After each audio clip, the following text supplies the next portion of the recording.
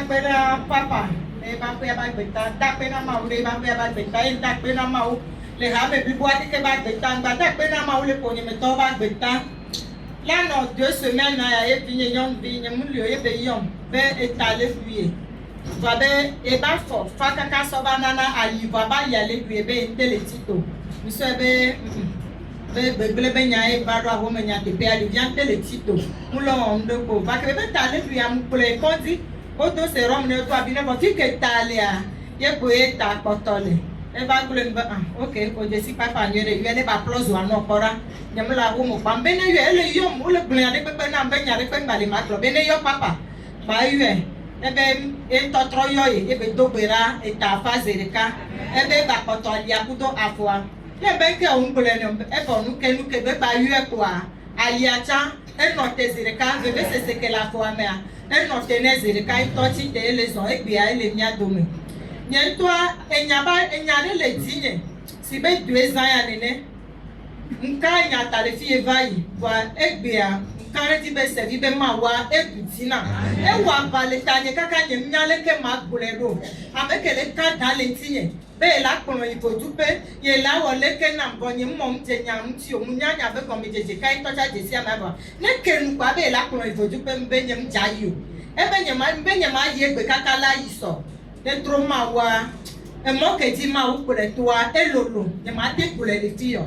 e wa vale tanye kaka nye nyale ke chama di da se ru nye nyale ke chama kole to e ti anya dem la si yo na me do le va fi ya ma ko be nyale ko se me da si ne vale ti di kaka cha anya be ne ka me so ma u la na e go ti ni.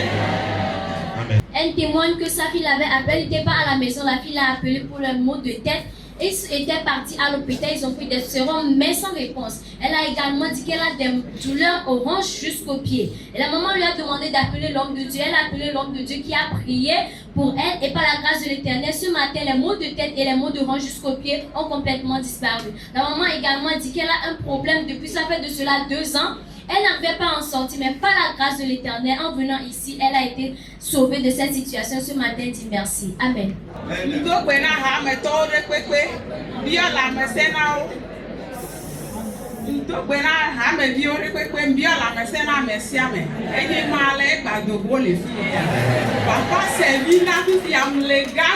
Ils sont samedi, les amis,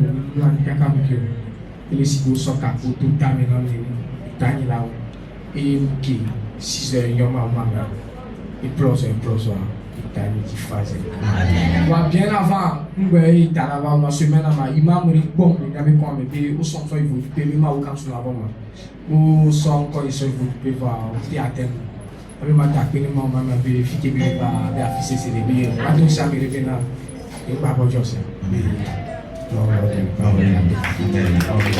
Merci le Seigneur ce matin. Il fait savoir que dans la nuit du samedi, c'est comme si on a pris un fer pour taper derrière sa tête. Il sentait du mal.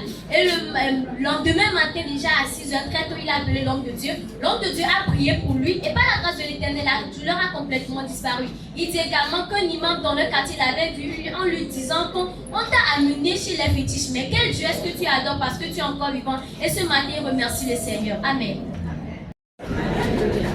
Papa Bello, ne vous pouvez tirer les jobs. Jamais, et tirer les jobs. Jamais m'a tapé, l'opinion va quitter. Et moi, et bien de Léa, c'est V, BI, BBC.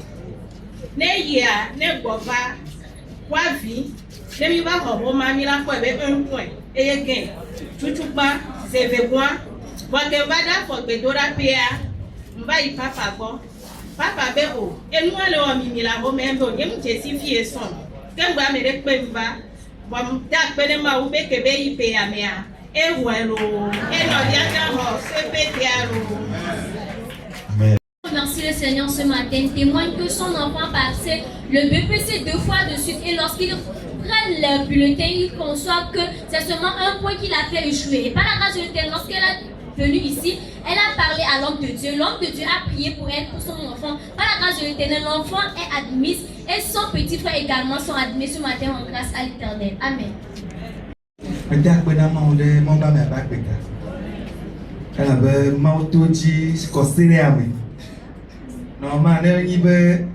no wa ham kuku adowa kam yo ato asincha tinyifa doa joda be me jule fia doa pe me kwa me mlani video ko me gbo ba fi for video chichi kwa me yo be my doctor bo me gbo be do bi na ba yo attention va 6 elle dit va 6 ça veut dire que je me gale nyiro me se no achika so ngwa me gale nyiro kwa yo inoro na ba me ya ha me jo ni me gale nyiro ebe mo yo me ga be numero ma le bon okay ambo e numero ana como yo ma numero ala so ni ba mo ma ko o be cha video tam no te ko itotro yo ibale 6 mois bo chama le sumo ami yo di dokita la se mi ago je me ganya be me la me du me chuchu yo ba me mra di ba bo me le akpa de kan do ko ni ba mo so portable aluto ibe yo po top do ra chikoto ati pe ya me chate ni desirika efo enye ke mate ga kwa stage to chwa maison le roi me disa me trop di dokita bo me ne trop when na bo be ndecho nyate pe yo trop ko ava juice amen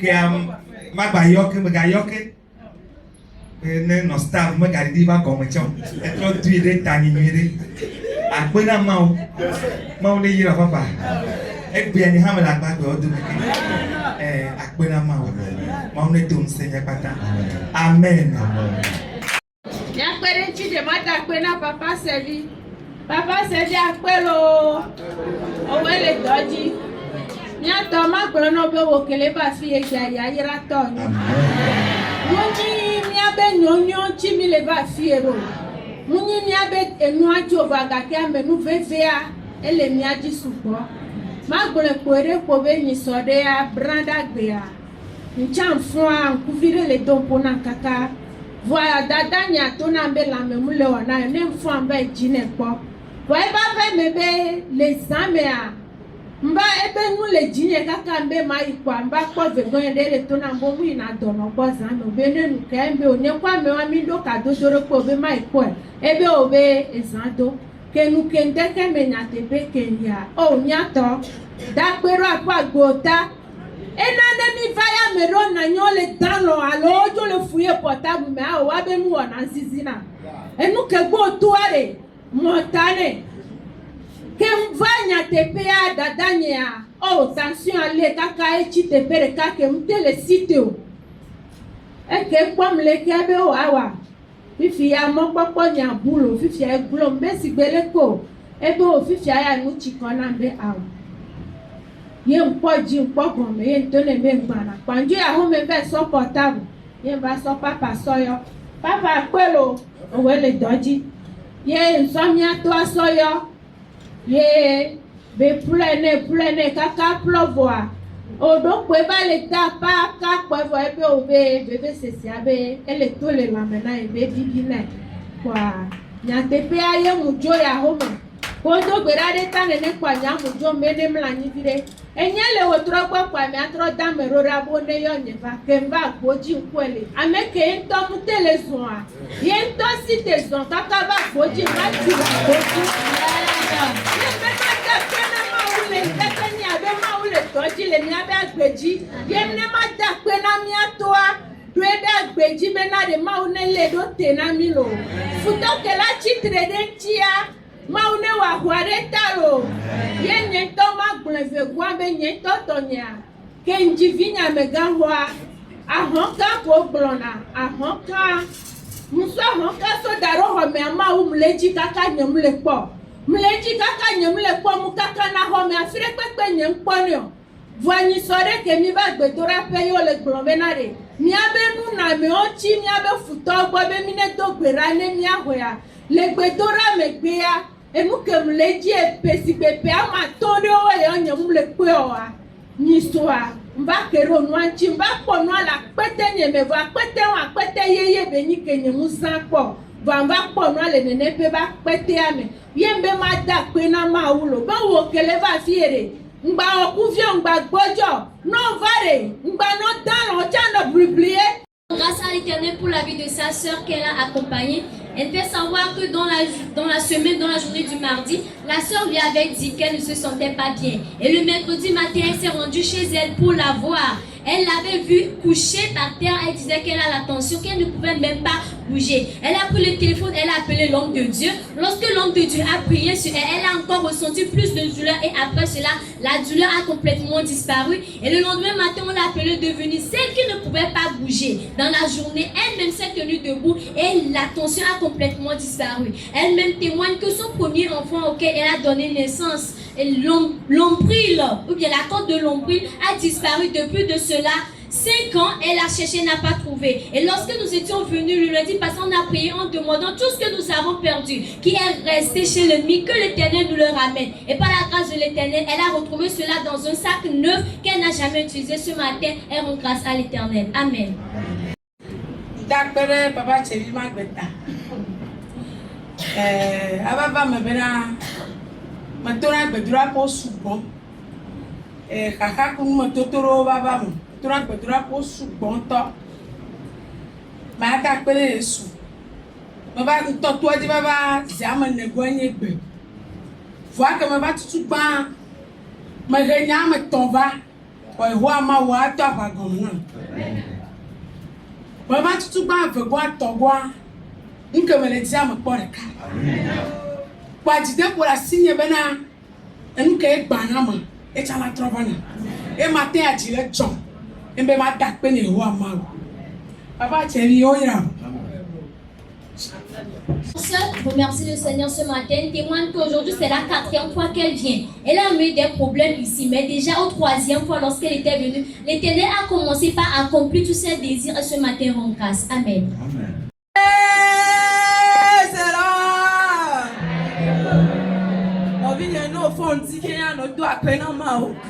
Elle avait mis son avec 3 jours.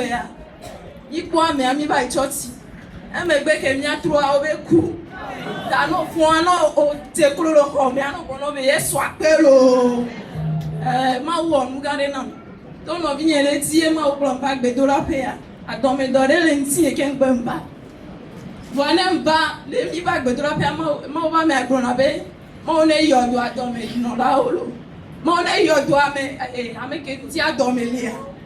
Mo abe tonye mo ko do yo. La be mu continue mo e ko to na me si le poto me na. Bola odona mie. Boto ma wa me bebe me a. Yemu yo ma ba me to pe dra pe ke mbana egbe am tam ko do. Amen. Amen. De kwani be ko. Ma o na be na. Mo ba me gbo ne mi ba se gbo be na. Ame ko le ti la sanu. Mo ne na wa sanu. O ne to agba so titi pe na o. Egbe am tam le pompo be na. Egbe afifi ya. O le ko agba so titi pe. Bana mtan. E so le ka ke mna homea. Ame aba yombe vala yomba be ba khwafo na sa na so gavana baba ngombe maule ilolo. Aussi, dans la requête de prière, l'homme de Dieu dit ceux qui ont des maux de ventre que la douleur cesse.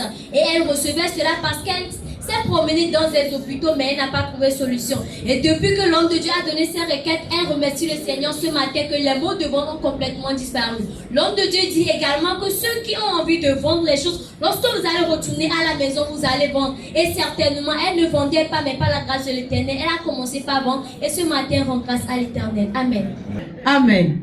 Yento da sedi dinya dada nyele kotonu e ko monter tolo e be monter di bon fi ke monter to ala to la wiya ye ko isusu ane monter ya bachi anyine do ane etu monter ya muna na konta ne tu monter ya muna na konta dada ye ba so nya bronam mbado hu ba ikuto mu be ma dado pora hu ya me ne gbe tere kwa ne etolele wi nu ke we gbe le va ko ne be so e bo abe monter to ala jo. Amen.